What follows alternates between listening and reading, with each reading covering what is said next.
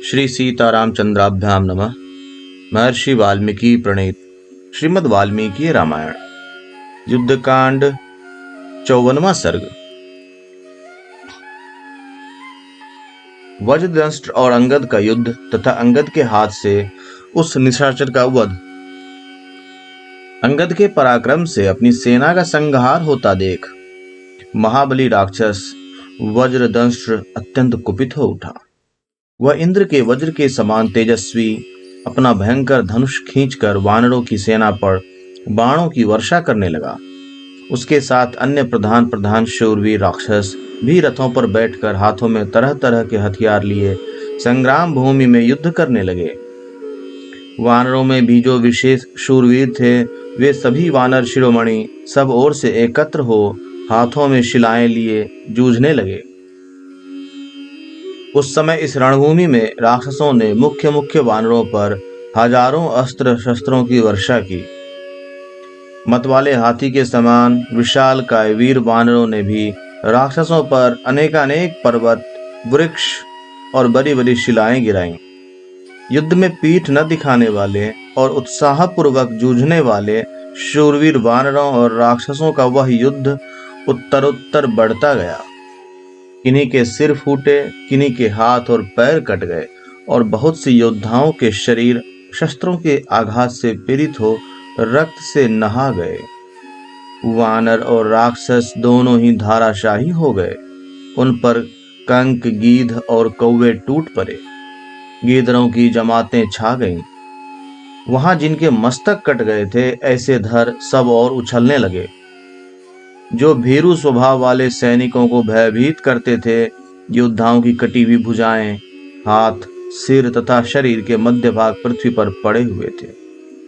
वानर और राक्षस दोनों ही दलों के लोग वहां धाराशाही हो रहे थे। तत्पश्चात कुछ ही देर में वानर सैनिकों के प्रहारों से पीड़ित हो सारी निशाचर सेना वज्रदंष्ट्र के देखते देखते भाग चली। वानरों की मार से राक्षसों को भयभीत हुआ देख प्रतापी वज्रदंष्ट्र की आंखें क्रोध से लाल हो गईं।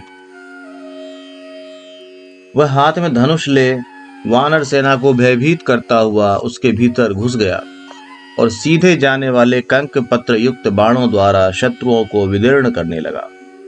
अत्यंत क्रोध से भरा हुआ प्रतापी वज्रदंष्ट्र वहां एक एक प्रहार से 5, 7, 8 और 9 वानरों को घायल कर देता था। इस तरह उसने वानर सैनिकों को गहरी चोट पहुंचाई। बाणों से जिनके शरीर छिन्न भिन्न हो गए थे वे समस्त वानरगण भयभीत हो अंगद की ओर दौड़े मानो राजा प्रजापति की शरण में जा रही हो। उस समय वानरों को भागते देख वाली कुमार अंगद ने अपनी ओर देखते हुए वज्रदंष्ट्र को क्रोधपूर्वक देखा। फिर तो वज्रदंष्ट्र और अंगद अत्यंत कुपित हो एक दूसरे से वेग पूर्वक युद्ध करने लगे। वे दोनों रणभूमि में बाघ और मतवाले हाथी के समान विचर रहे थे। उस समय वज्रदंष्ट्र ने महाबली वाली पुत्र अंगद के मर्म स्थानों में अग्निशिखा के समान तेजस्वी 1,00,000 बाण मारे। इससे उनके सारे अंग लहूलुहान हो गए।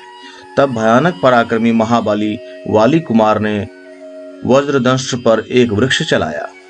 उस वृक्ष को अपनी ओर आते देखकर भी वज्रदंष्ट्र के मन में घबराहट नहीं हुई। उसने बाण मारकर उस वृक्ष के कई टुकड़े कर दिए। इस प्रकार खंडित होकर वह वृक्ष पृथ्वी पर गिर पड़ा। वज्रदंष्ट्र के उस पराक्रम को देखकर वानर शिरोमणि अंगद ने एक विशाल चट्टान लेकर उसके ऊपर दे मारी और बड़े जोर से गर्जना की। उस चट्टान को आती देख वह पराक्रमी राक्षस बिना किसी घबराहट के रथ से कूद पड़ा और केवल हाथ में गदा लेकर पृथ्वी पर खड़ा हो गया।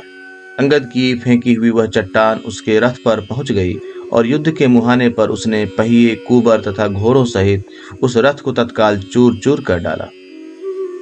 तत्पश्चात वानरवीर अंगद ने वृक्षों से अलंकृत दूसरा विशाल शिखर हाथ में लेकर उसे वज्रदंष्ट्र के मस्तक पर दे मारा। वज्रदंष्ट्र उसकी चोट से मूर्छित हो गया और रक्त वमन करने लगा। वह गदा को हृदय से लगाए 2 घड़ी तक अचेत पड़ा रहा। केवल उसकी सांस चलती रही। होश में आने पर उस निशाचर ने अत्यंत कुपित हो सामने खड़े हुए वाली पुत्र की छाती में गदा से प्रहार किया। फिर गदा त्याग कर वह वहां मुक्के से युद्ध करने लगा। वे वानर और राक्षस दोनों वीर एक दूसरे को मुक्कों से मारने लगे। दोनों ही बड़े पराक्रमी थे और परस्पर जूझते हुए मंगल एवं बुध के समान जान पड़ते थे। आपस के प्रहारों से पीड़ित हो दोनों ही थक गए और मुंह से रक्त वमन करने लगे। तत्पश्चात परम तेजस्वी वानर शिरोमणि अंगद एक वृक्ष उखाड़ कर खड़े हो गए। वे वहां उस वृक्ष संबंधी फल फूलों के कारण स्वयं भी फल और फूलों से युक्त दिखाई देते थे।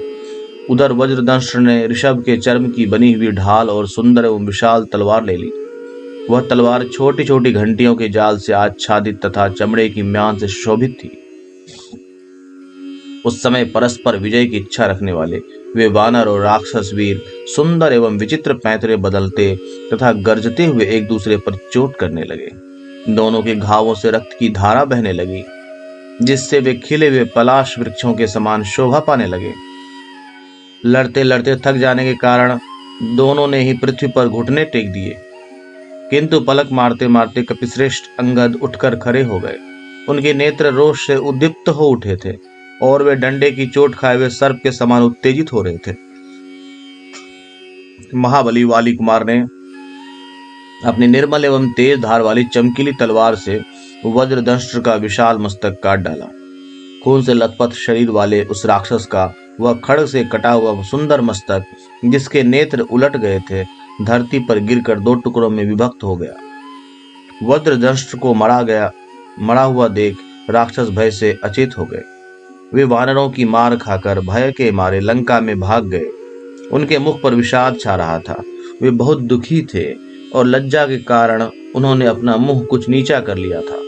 वज्रधारी इंद्र के समान प्रतापी महाबली वाली कुमार अंगद उस निशाचर वज्रदंष्ट्र को मारकर वानर सेना में सम्मानित हो देवताओं से घिरे हुए सहस्त्र नेत्रधारी इंद्र के समान बड़े हर्ष को प्राप्त हुए। इस प्रकार श्री वाल्मीकि निर्मित आर्ष रामायण आदि काव्य के युद्ध कांड में 54वां सर्ग पूर्ण हुआ।